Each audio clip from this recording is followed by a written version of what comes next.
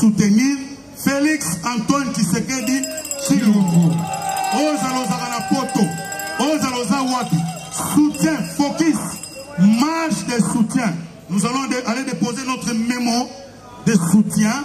Il y a changement, il y a constitution au niveau de l'Assemblée nationale, au niveau de l'Assemblée, au niveau du Sénat, au niveau de la présidence de la République et au niveau de la primature. Togo déposer bisiga minae. Togo déposer mémo na biso ya golobake peuple congolais à lobby changement ya constitution. Voilà. Togo banda départ na biso à partir de la gare centrale. Et poni couleur politique té. Voilà. Et poni écolo té. Et ça marche de soutien au changement de la constitution. Et nous avons dit deux choses, que nous sommes prêts pour la révision ou changement de la constitution derrière révision Mokonzamboka. Parce que nous ne le faisons pas par complaisance, parce que nous avons été là. Nous avons été pionniers pendant qu'on s'est voilà un peu ce que je peux dire dans mon coussé. Écoutez, je dis souvent ceci que la démocratie de notre pays est allée trop vite et trop loin. Nous avons pris pratiquement une constitution des pays développés que nous avons voulu adapter à la République démocratique du Congo, ce qui est contraire à nos réalités.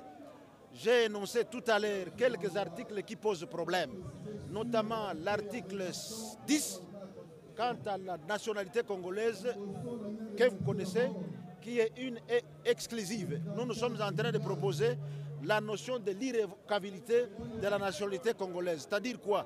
Nos compatriotes qui sont à l'étranger, ils ne peuvent pas perdre leur nationalité d'origine dès lors qu'ils contribuent au développement de notre pays. Il est prescrit à l'article 5 que la souveraineté appartient au peuple, que le peuple exerce sa souveraineté par référendum.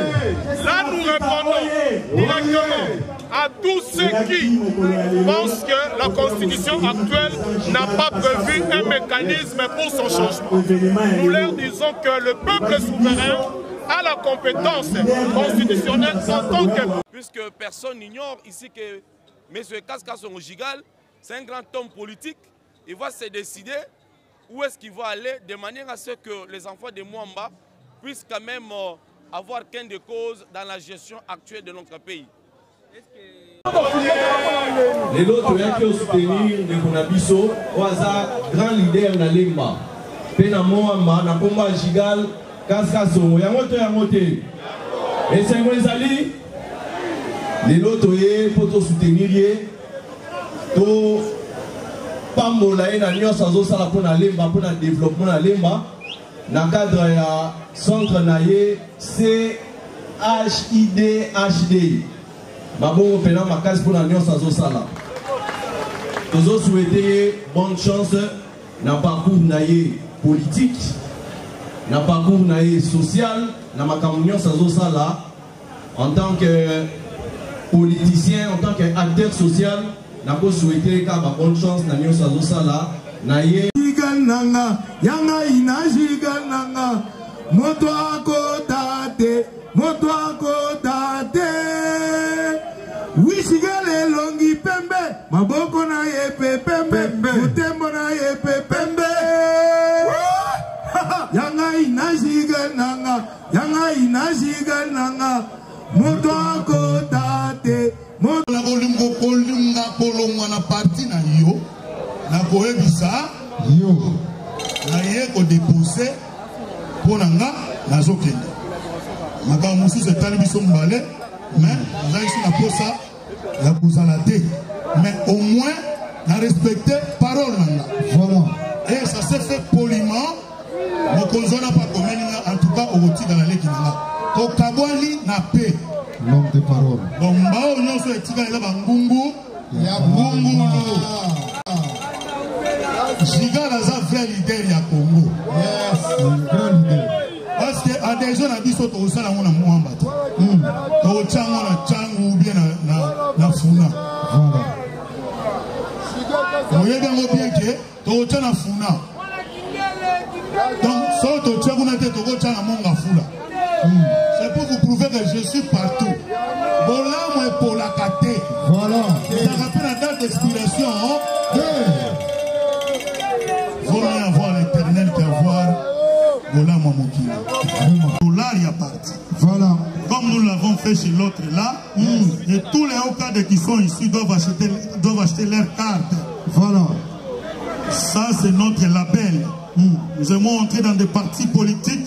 L'excellence. Pour être respectés et pour que nous aussi à notre tour nous puissions faire retour à ces partis et le respecter. Voilà. Donc, au Tambola dans le nord, mais ceux qui ont côté dans le parti politique, tu as un sapatu, tu as un mobimba. Tu as une crise de confiance, tu trahis sa capette. Voilà. Raison laquelle même Ngaï, pour un bima na parti de Zalaki, le gars a mon parti à la Congo, Azali le banda mboka à Paris, la Landieti à Paris. Le président de la République, il est en forme, ça c'est un. De deux, il est là pour les Congolais. Il tient à faire mieux.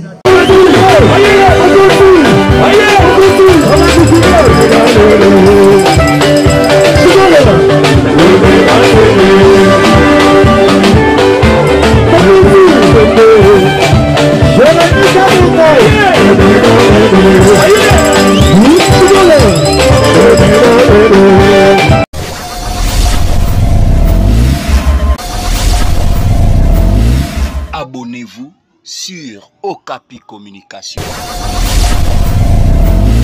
Abonnez-vous sur Okapi Communication. Abonnez-vous.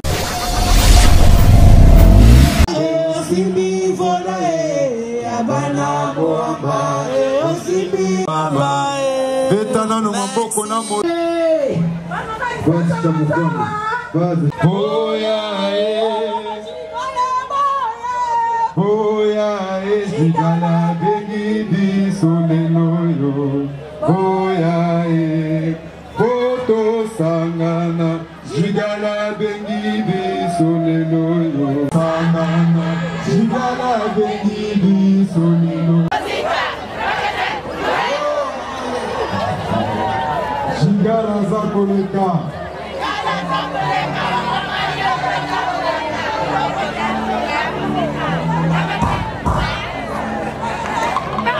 Betana no maboko la kisa que osana seko. Oyebi soka ke na fête, on a l'esprit à fête. Soka ke matanga, on a l'esprit à matanga. Ah, toi matanga, tu es en fête. Ça va vraiment libre. Ça va nous faisons l'organe au Nandi na yo. On va mettre maboko beti maboko mais au tima mutike, au besi na ma penda mutike. Donc bina, donc seka awa, donc c'est un président. Son Gigal avait pris une décision très salvatrice, une décision qui a été aimée par plusieurs Congolais, de sorte que là où il a sa qualité de secrétaire national au sein de l'Alliance des Congolais progressistes, ACP en sigle, et va vous annoncer au moment venu où est-ce qu'il va aller, puisque personne n'ignore ici que M. Kaska Son Gigal, c'est un grand homme politique. Il va se décider où est-ce qu'il va aller de manière à ce que les enfants de Mwamba puissent quand même avoir gain de cause dans la gestion actuelle de notre pays. Est-ce que pas l'appartenance, son appartenance dans un parti politique, à moins que le cahier de charges puisse changer. Mais en tant que son conseiller juridique d'ailleurs, je vous annonce que M. Kaska Son Gigal sera trop bref aujourd'hui. Il va vraiment vous définir son parti politique. Vous voyez, puisque ici on n'a pas de couleur politique, nous devons nous mettre d'accord que nous sommes une ASBEL. ASBEL c'est apolitique. Nous n'appartenons à aucun parti politique et aucun parti politique ne peut pas se taper torse que M. Gigal Kassongo appartient à son parti politique. Dès après son annonce, n'est-ce pas, à la face du monde, vous-même vous verrez si M. Kassongo va continuer à faire sa politique active au sein de quel parti politique. Je ne sais pas aujourd'hui que je suis candidat bourgmestre de cette commune. Personne n'ignore que Maître Léonard Moulumba est porteur d'une grande vision pour cette commune de Lemba. nous sommes très déterminés de changer les donnes, de changer d'abord le paradigme, de changer le mode de gestion, puisque nous avons bel et bien constaté que la commune de Lemba est bel et bien laissée. La commune de Lemba ne se retrouve pas. Et vous allez voir, il y a déjà l'insalubrité qui a sauté l'étape de l'insalubrité normale, que nous appelions aujourd'hui l'insalubrité mentale. L'insalubrité mentale, c'est-à-dire, vous allez voir même certaines autorités de notre commune acceptent, n'est-ce pas, que le Congolais, les Lembalétèques, puissent vivre dans l'insalubrité. Moi, ma candidature, ce n'est pas pour les comptes d'un parti politique. Je suis candidat indépendant. Et je vous dis, une fois que je serai élu, c'est pour la première fois que la commune de Lemba aura un bourgmestre capable de changer des choses. C'est facile. Lemba, vous verrez Lemba Paris de demain. Là, je vous assure, vous allez me donner, dès que je suis élu de bourgmestre de cette commune, dans moins de 90 jours, vous verrez le changement au sein de notre commune.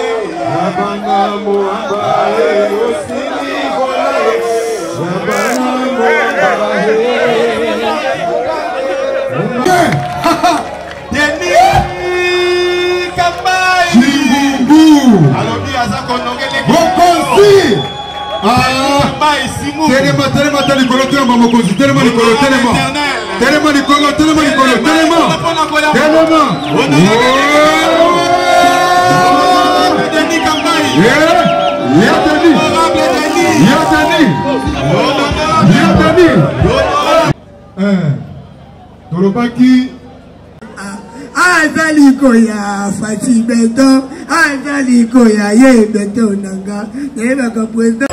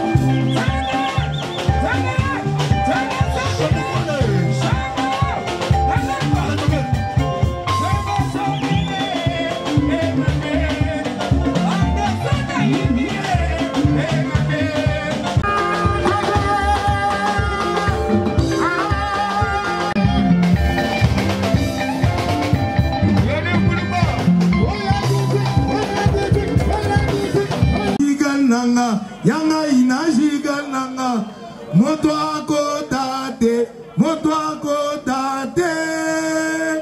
Wishigale longi pembe, maboko na yepe pembe, mutembo na yepe pembe. Yanga inajiga nanga, yanga inajiga nanga, moto akotate, moto akotate.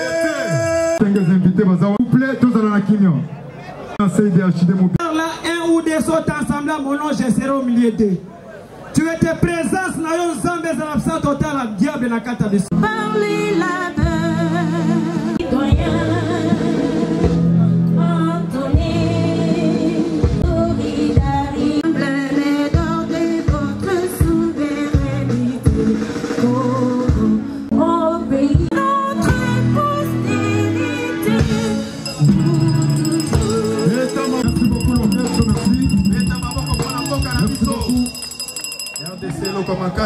Invités de marque, mesdames, mesdemoiselles et messieurs, à vos titres et qualités respectifs, chers membres de la CIDHD, amicaux, souvent le sport, et GSM AI, sympathisants et membres d'honneur, bonjour.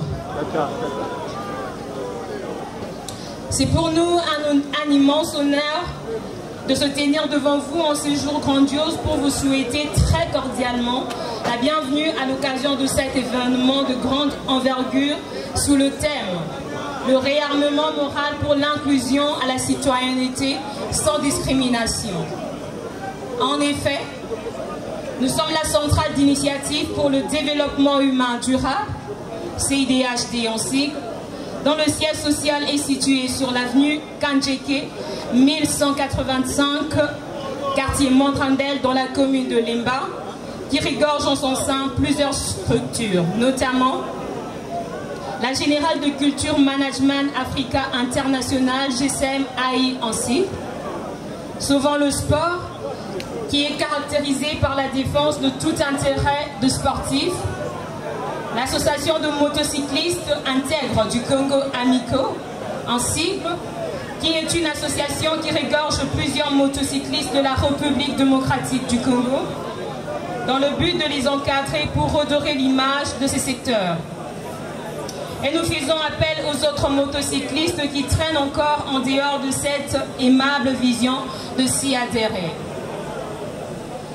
Il s'y est à noter que la CIDHD est représentée sur toute l'étendue de la République démocratique du Congo, ainsi qu'à l'international depuis sa création en date du 17 septembre 2010 jusqu'à ce jour. Elle compte depuis sa création plusieurs actions dans son actif. Nous citons l'organisation de journées culturelles et sportives, l'encadrement de personnes vulnérables à l'auto-prise en charge, la création de centres de formation professionnelle et métiers gratuits, la création du centre de santé au profit de membres, la création d'un cabinet d'assistance juridique gratuite, la création d'une coopérative d'épargne et de crédit dénommée Cité de Sion, l'octroi de terrain à un prix dérisoire dans la concession Amico au quartier Kaskasongo-Chigal à Sélé, Djili Brasserie. C'est pour cette raison que nous invitons le partenaire de se rallier à nous pour un accompagnement tant matériel, moral que financier. Cher président national de la CIDHD, après plusieurs calamités politiques rencontrées, dont certains sont liés à l'injustice aux élections législatives précédentes de 2023, la CIDHD vous demande de l'embarquer à bord d'un bon navire cadrant à la vision du chef de l'État, garant de la nation, pouvant la protéger contre vents et marées. À la population congolaise, à l'inclusion patriotique, Monsieur le Président de la République démocratique du Congo, Félix Tshisekedi Tshilombo, le commandant suprême, le garant de la nation. Au regard de ce qui précède, nous tenons à exprimer notre profonde gratitude au président national de la CIDHD Monsieur Tumbaka Songo Zakari, affectueusement appelé Kaska Songo Gigal, chef de terre.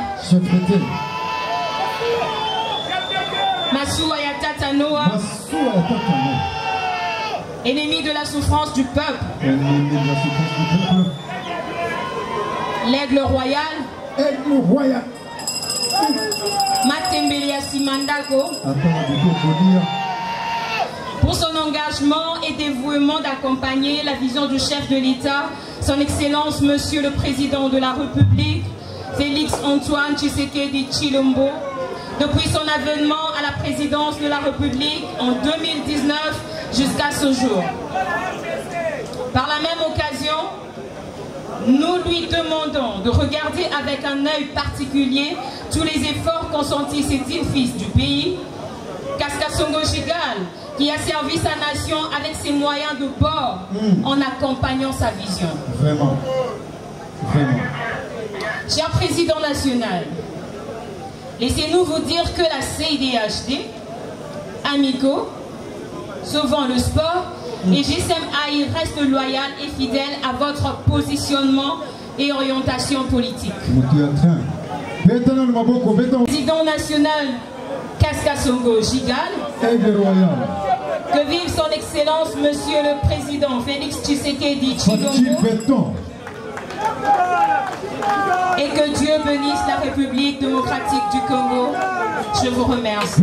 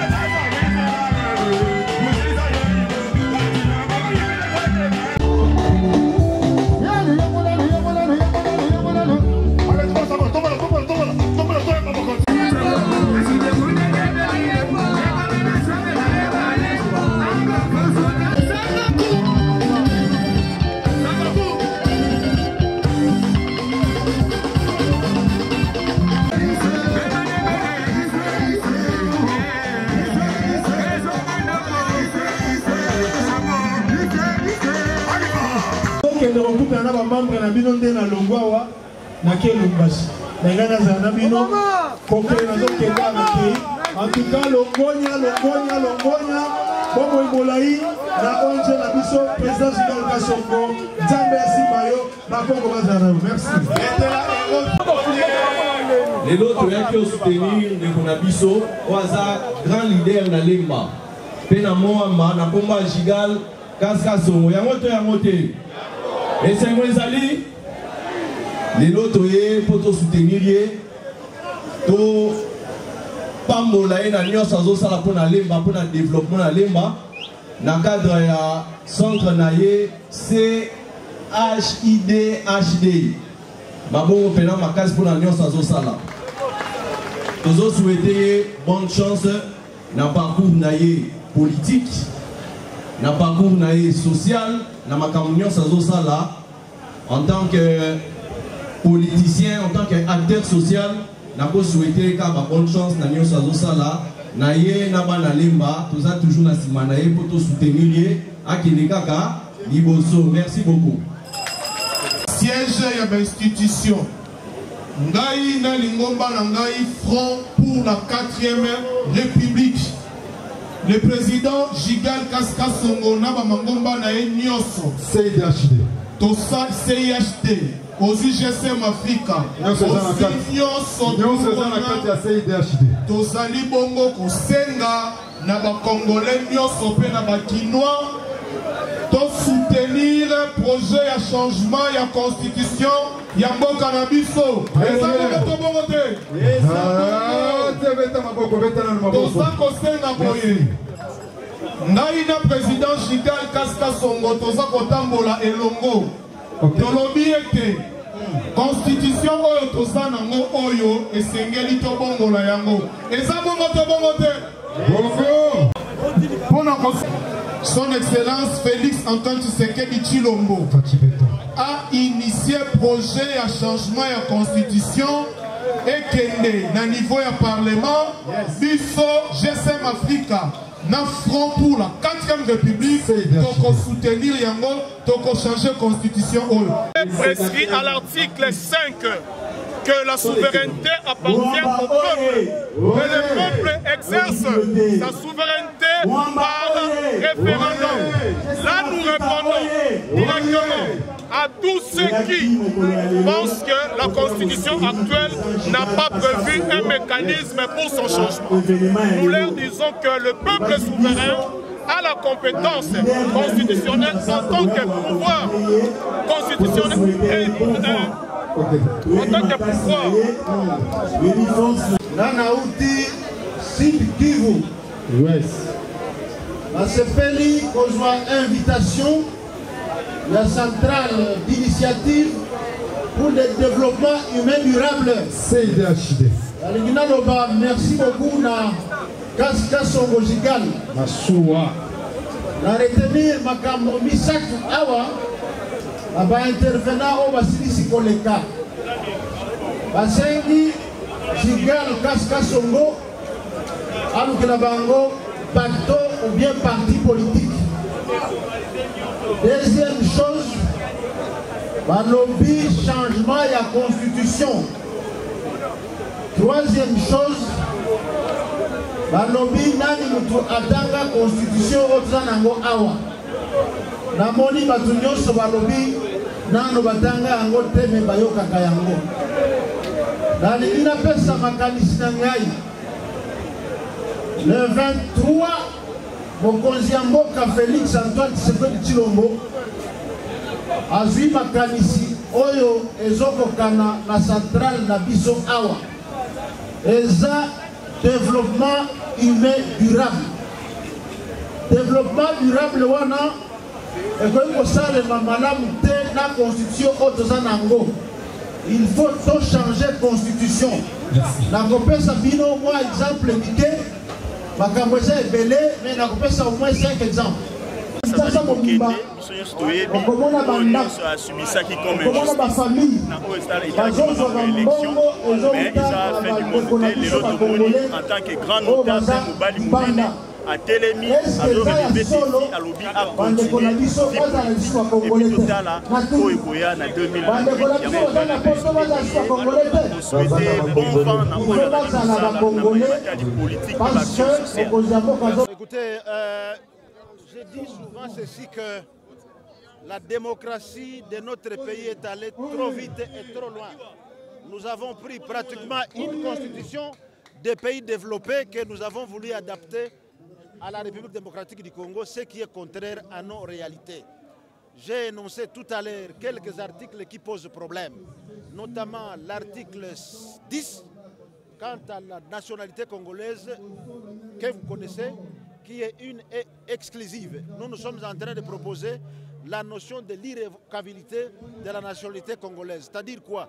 Nos compatriotes qui sont à l'étranger, ils ne peuvent pas perdre leur nationalité d'origine dès lors qu'ils contribuent au développement de notre pays. Lorsque vous regardez les immeubles qui poussent à Kinshasa et dans les provinces, lorsque vous regardez l'argent qui est envoyé par Western Union ou bien MoneyGram, c'est beaucoup d'argent qui contribue au développement de notre pays et nous ne pouvons pas priver nos compatriotes de notre nationalité. Troisième, vous regardez notre constitution, il y a la notion de minorité. Le gouverneur de province privilégie pratiquement le tribalisme. La tribu qui est majoritaire dans une province, c'est celle-là qui a le gouverneur.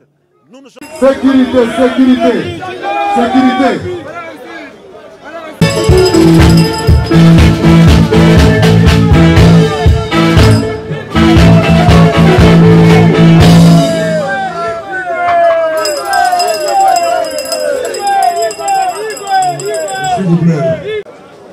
Vous voyez très bien que la fonction est venue à Kinshasa. Nous allons avoir un député national élu à moi, président, un député national, tout. en 2006, Bamoto va venir sur le président. J'étais inquiet pour la Moamba. Je me disais que dans une distance, je na Moamba maintenant na boutique la na ebagite que non, les qui n'ont pas forcé, na gisozi, na taille na ye, na beauté na ye. La puissance. Ah ouais, ils ont mon colonnaïe. En dépit à un programme, il faut aux Zala. Il y a vraiment aux Zala. Vous comprenez que non, il y a un bon l'état, mais déjà le champagne, les autres pour la forme, c'est personnel. Va sentir peu propriété à invité. Maman peut Jeanne d'Arc, maman va tout balati du top, maman balati ma maman ya Gigal, ma boko ma case bon abi no mon propre. Je vais expliquer le pourquoi. Biso a na gisasa toyebaka babikolo mingi ya batiki. Yango dana yo mona mingi geno. J'ai Kabaïda Zalaka Souga, le gouverneur, Kabaïda Zalaka gouverneur A, Moutouachaka Kati, la territoriale des non-originaires. Mounou Bagé Gotoyo, Munga Bagé Gotoyo, Moussoaï Bagé. Mais il y a Sikoyo Yangote. Moi, je vais poser la question, mais il y a des abandonnés qui n'ont pas Zalaka, ouais, Naza Moutouakala. Ça fait plus de 32 ans dans la politique depuis la conférence nationale souveraine. Donc, leader incontestable de la colline inspirée. Il vraiment imbattable dans la colline inspirée. Il y a pour qu'on puisse avancer parce que tout a été dit. Tout a été dit, au moment opportun. Révision de la Constitution ou changement. Nous n'avons pas dit que nous passons directement au château. La première démarche qu'il va faire, c'est la mise en place d'une commission de réforme. On a réfléchir, Congolais doivent réfléchir. C'est que la rivière, le chairman Jean-Pierre Benbaïra, est-ce qu'on peut interdire à un Congolais de réfléchir? Je ne comprends pas que Mouton ne peut pas réfléchir. Si Mouton peut réfléchir,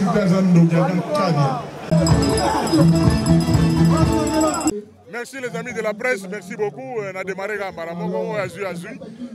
On a CP l'association la presse en ligne, Nabino Tupoboé, Awa, tous les amis de la presse, tous les journalistes. Merci d'avoir accompagné notre jeune frère Gigal Kassongo. Et nous avons dit deux choses, que nous sommes prêts pour la révision ou changement de la Constitution derrière vision Mokonzamboka. Parce que nous ne le faisons pas par complaisance. Parce que nous avons été là. Nous avons été pionniers pendant qu'on s'est voilà un peu ce que je peux dire dans mon coussé. Merci beaucoup. Vitesse.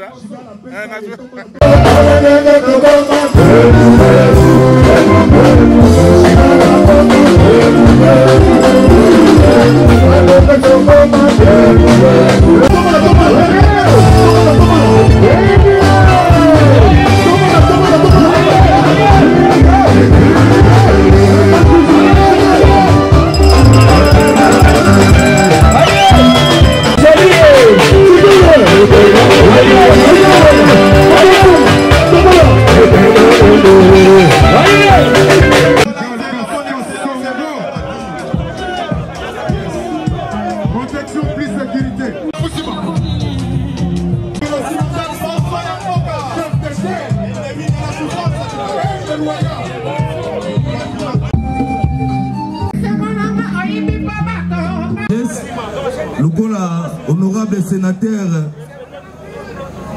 le grand Kassai de Nikambaï, le savant de la RDC, Yajan Saka.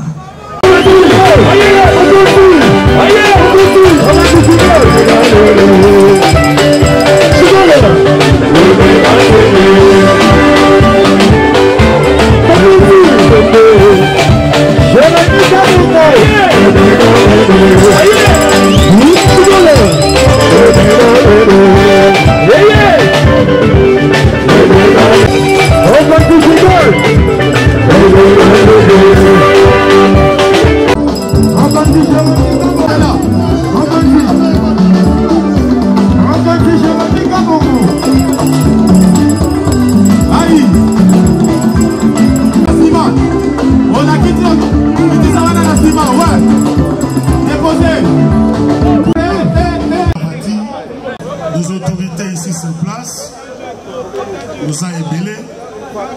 Merci de ma continuance au Bazalia à vos titres et qualités respectifs. Merci aussi aux représentants, au président Adko, M. Kassongo, Poussou, les fils de l'homme. Amen. Je ne crains que le Seigneur et les autorités qui sont avant moi. Mais je ne crains rien. Tant que je serai en vie, tout est vanité pour moi. Et je continuerai ma vie jusqu'à la réussite de ce que je cherche. C'est bien. Je ne fatiguerai jamais.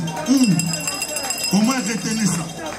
Je ne saurais pas citer les noms des autorités qui nous ont rendu de très mauvais services dans le fou la bangote. La sagesse. Masala qui oya bango, bo excusez-moi, on peut comprendre que nous sommes bilingues. Na uta quand même ngomba lokolo ba fait na demit. To la na bangote. Hein? To la ba école donc de même que na ba sénateur Marquis. Non mais c'est quoi ça? Hein? Na moni aigle pas zaona. Aigle.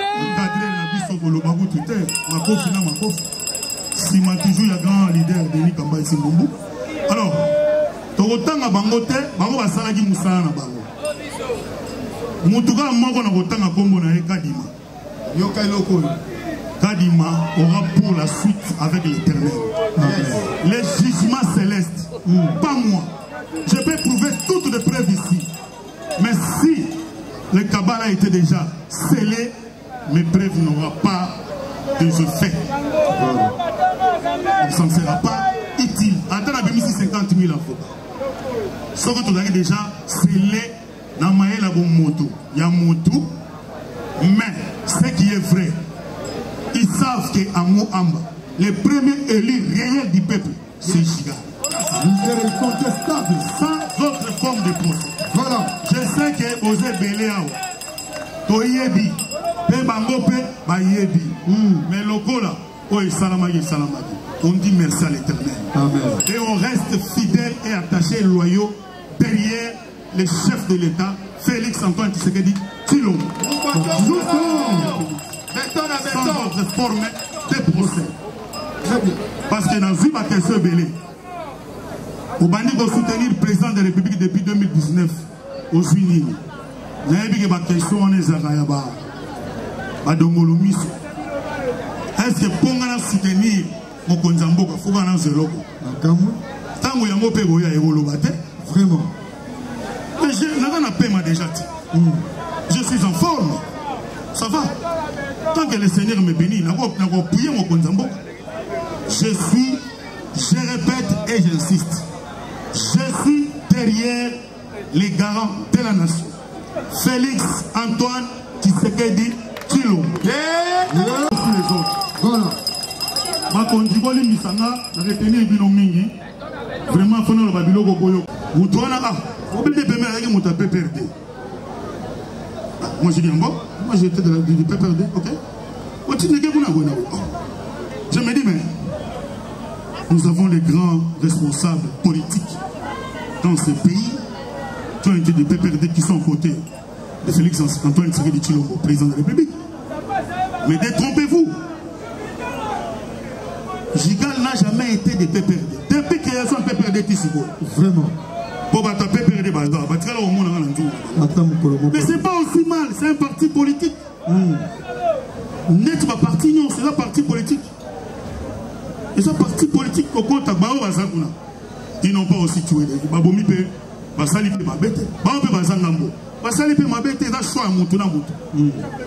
Mais il ne faut pas qu'on ait une casquette inutile. Nous avons publiquement parce que TV dans la radio. Aucun n'a pas enregistré l'union sur le PPRD Mandelti. Vous n'allez jamais trouver comme un giga la tête. Jusqu'à la dernière minute. Et si ça m'engage, je le parle publiquement. Est-ce que je peux être digne des partis politiques et puis n'a nié yango? Pourquoi? Ça c'était une parenthèse. Aujourd'hui, j'étais dans une des partis politiques. Alliance des Congolais progressistes ACP aussi, auquel je viens de jeter l'éponge. Non, dit au démissionner pour le moment parti wana pour na ba raison nga purement privé. Mais et là on est na lo place on. Ba raison na lo kuna ngane na yebia.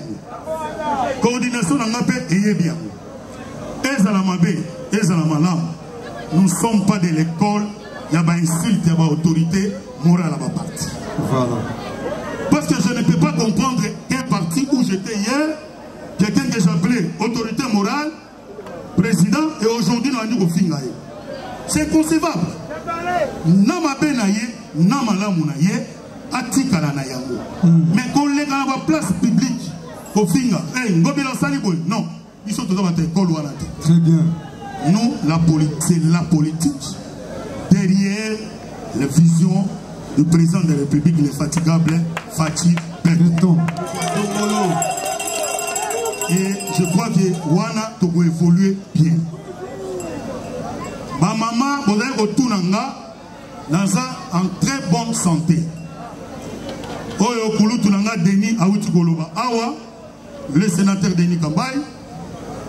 Réellement, journal Lelo, tout le monde est au salangote. Bakeo la Moussati, Banyoga na Maï pour Babo Kamboula Kolo. Mais, Basagana na postolote, vous savez très attention. Moi j'écris en Christ, quand j'écris un mot, et le jour où on annonçait que, Baba annonçait l'élection, je savais qu'il y a un autre. Mais le jour où il y a annonce, j'ai appelé mes collaborateurs qui m'ont obéi avant d'annoncer. Mais non, parce que les Toyo qui ont le bis bango na besoin de bango kata parti mobimba regroupement mobimba bakati gigante bakati regroupement mobimba donc attendant à ce que ne ba voir na epele logo la regroupement ko biso no stocké na ba voir à cause de batumi balé misato pona ba gege na bango mais le jugement céleste est là, elle va agir. Tôt ou tard, même si les enfants de cette génération, même si la 5e génération, parce que mon tonton qui est bimisaki pour nous sala, et où t'as gagné l'état, et où t'as gagné moto qui n'a biso personnel. Mais bah conjurer biso basu. Est-ce que bagola la poignée à qui vient? Jamais. Bandoto na bango ezama be banale lo. Excellence, chère autorité. Merci. Nagozong est la point moko sikoya. Constitution. Je ne sais pas comment expliquer parce que c'est honorable Alega Kiawa, honorable Robota et l'autorité morale Aimé et notre aîné, le sénateur Denis, ils ont procès presque dans le même sens, de même que notre camarade, mon jeune frère Kirosi Kiwa, de même que mon jeune frère Junior Lembalemba et mon frère Jean Saka. Ils ont parlé de ça. La Constitution elle-même prévoit sa révision. Voilà. Elle-même, elle prévoit sa révision, la Constitution. Mais dans les cas échéants, si l'autorité suprême, il voit que même sa révision qu'elle a prévue, elle n'est pas bonne, il faut modifier, il faut changer. On ne peut que changer. Je vais vous rappeler, c'est depuis Kasavubu, en 1964, Kasavubu a changé la Constitution.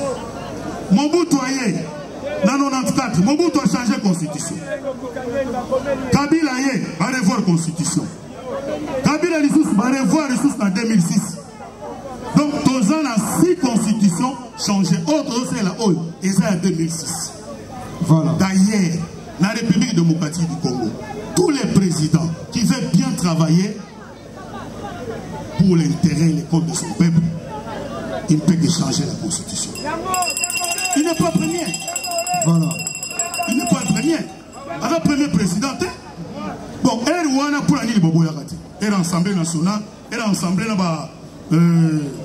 Mosengo, Mobutu a changé la constitution. Mais revenez dans l'histoire. On n'a pas beaucoup de temps, mais dans des chaînes de télévision, dans les émissions, on va commencer à détailler. La constitution est là au mot, ils ont cicaté, ma maman changer pour le voir. Ils ont la moitié cicaté. Président Nyon soit les gars à Congo, a changé la constitution. Boni a tissé de comme alors vous tâchez même dans le Mungo. Ikamongoni. Na batango bi bazo lobe lo bata sénateur bino. Batango bazo lo bata na pas politique. Incapable de réunir même 20 personnes, voire même 10 personnes. Mais on a notamment dans les réseaux sociaux. Changement de constitution, exact. Va changer. Toi, tu as gagné quoi? Mais je vais vous donner un exemple simple. Je parlais ça la fois passée. L'activité, moi, on a ma tête. Chez les coordonnateurs adjoints. Jérémy Toumba qui est ici. Au Monique est comme il y a mais yo le bité n'a pas les autres. Ouais. Ok. Na côté. Tant que yo côté, au compte batolo les autres. Ils ont 22 dollars. 8 ndetigali malamu. Est-ce que bino bo répondre là? On peut changer 22 dollars pour nos tigalana. Il y a bien, il y a 8, non on peut ça 22 dollars. Pour tigalana oya malamu, donc on changer 22 pour nous ce comme malamu. On changer nuance. On peut changer nuance parce que 22 est ça plus supérieur que o tigali malamu. O tigali malamu est ça 8%. Alors que les 92%, 90% est parti.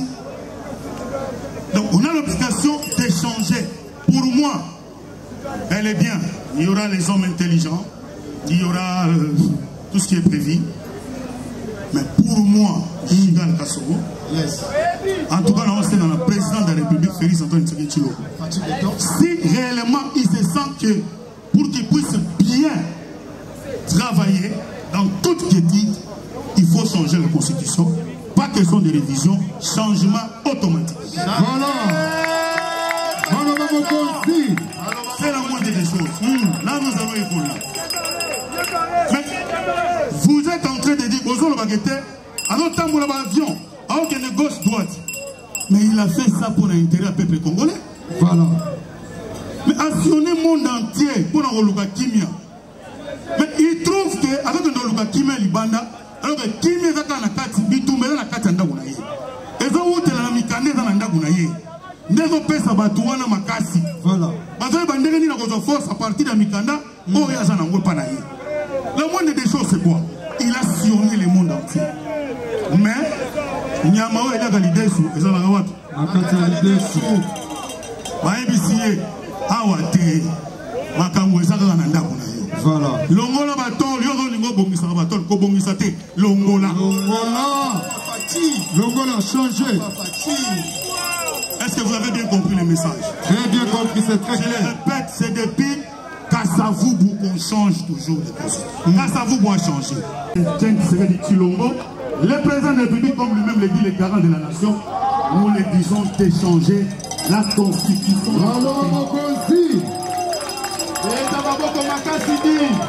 On reste focus. Et nous avons annoncé que les 10 ans mercredi. Voilà. Nous avons la marche de soutien. Il y a changement à la constitution. Voilà. On fait appel à soutenir Félix Antoine Tshisekedi Tshilombo. Soutien, focus, marche de soutien.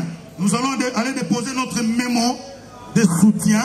Il y a changement à la constitution au niveau de l'Assemblée nationale, au niveau de l'Assemblée, au niveau du Sénat, au niveau de la présidence de la République et au niveau de la primature.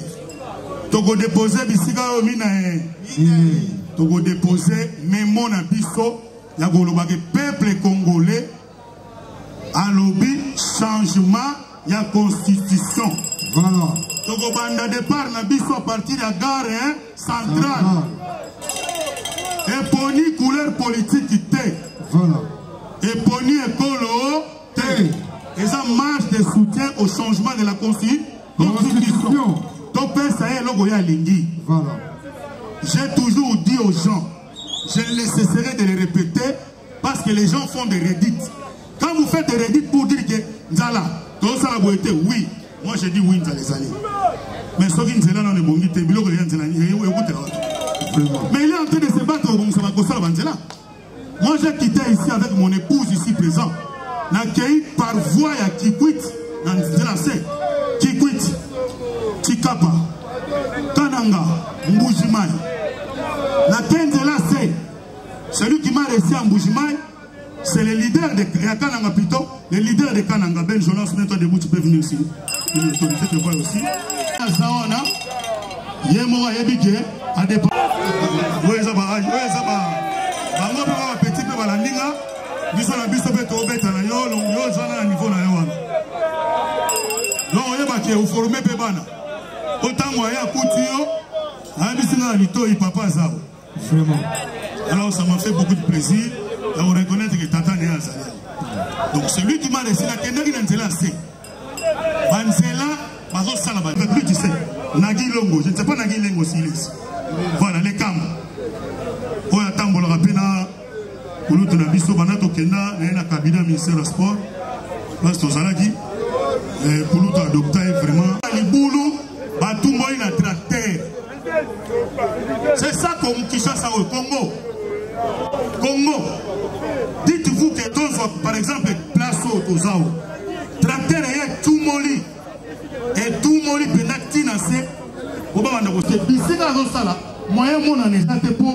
Liboulou est amoureux. Permettez à ces messieurs, Oyo Bazali, Adomolomi. Au moins, nous avons fait un balanza. C'est mon égoïsme, mon mal fait pour qui.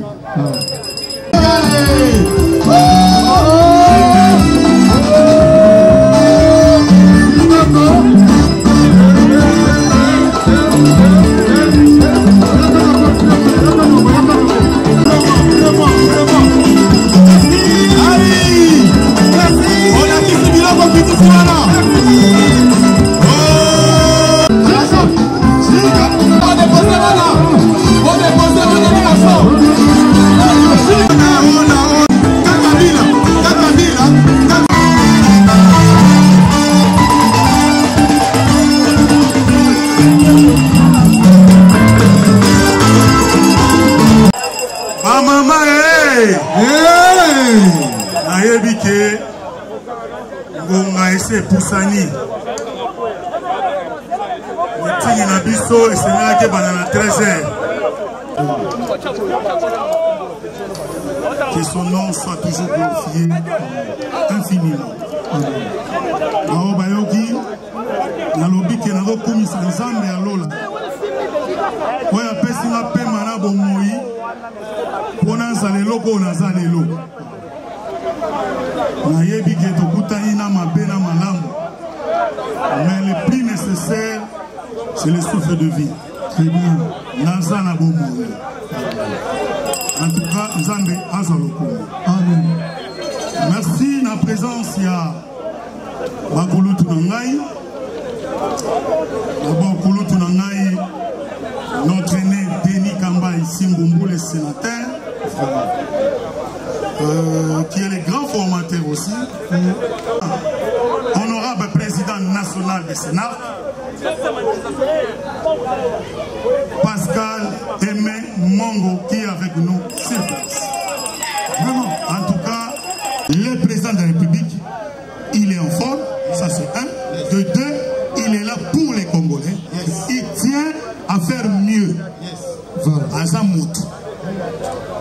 Babilogo Nyonso Evre, on est là. Je devais présenter l'équipe en général, nos conseillers juridiques, les exécutifs qui sont là, le leader Moulumba, je crois qu'il doit être là, le leader Velebe, ils sont tous là, le leader Junior Moussé. Il fallait te présenter qui Moubimba, commandant la cordon. Wapi cordon Jérémy. Cordon Jérémy Matawa. Amigo Eza Wapi. Cordon Jérémy. Basitir Nabiso Nyonso. Boye Bagetoza en forme. On a droit au son ma carte, il y a $100 à partir. Voilà.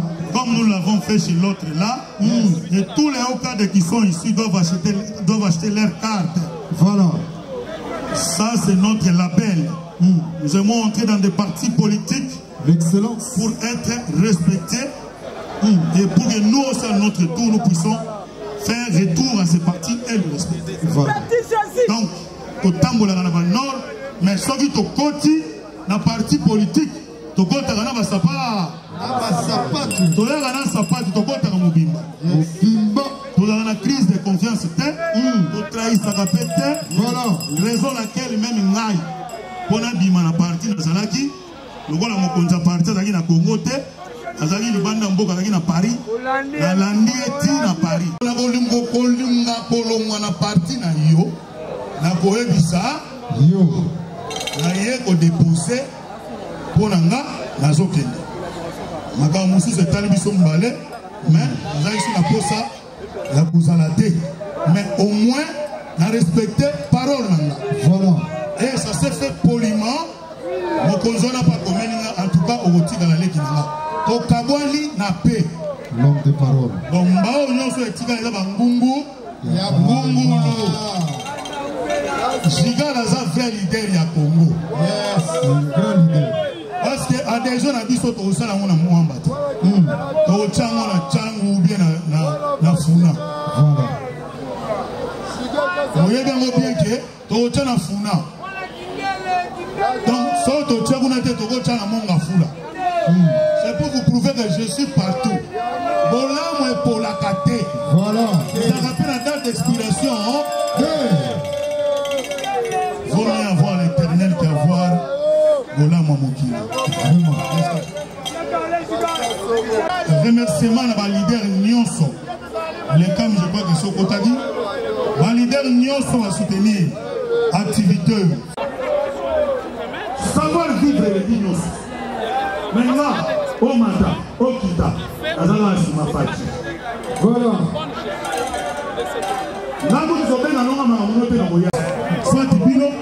Merci, Excellence, Monsieur le Président Enemongo. Merci, Excellence, Monsieur le Sénateur Denis Gambay. Merci, Excellence, Monsieur le Sénateur Marquis Makani. Merci.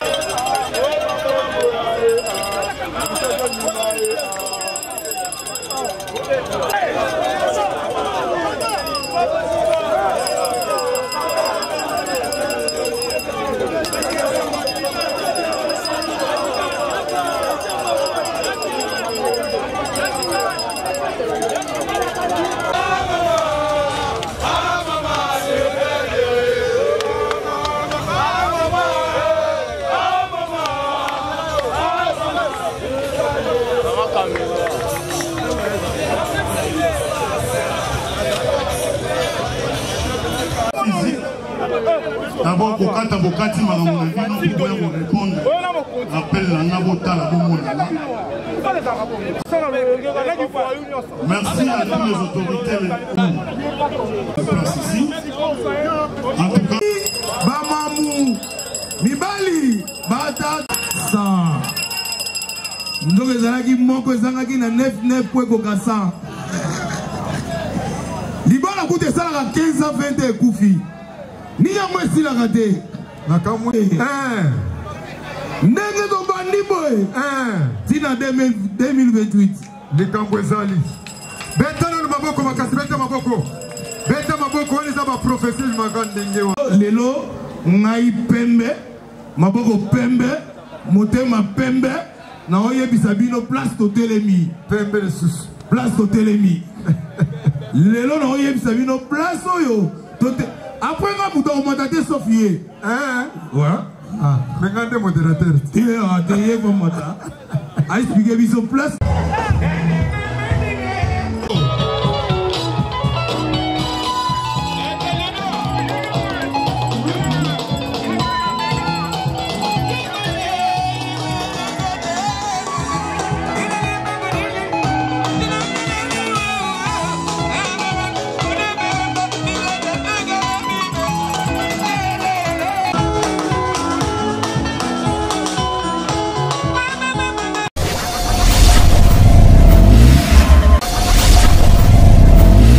Abonnez-vous sur Okapi Communication. Abonnez-vous sur Okapi Communication. Abonnez-vous.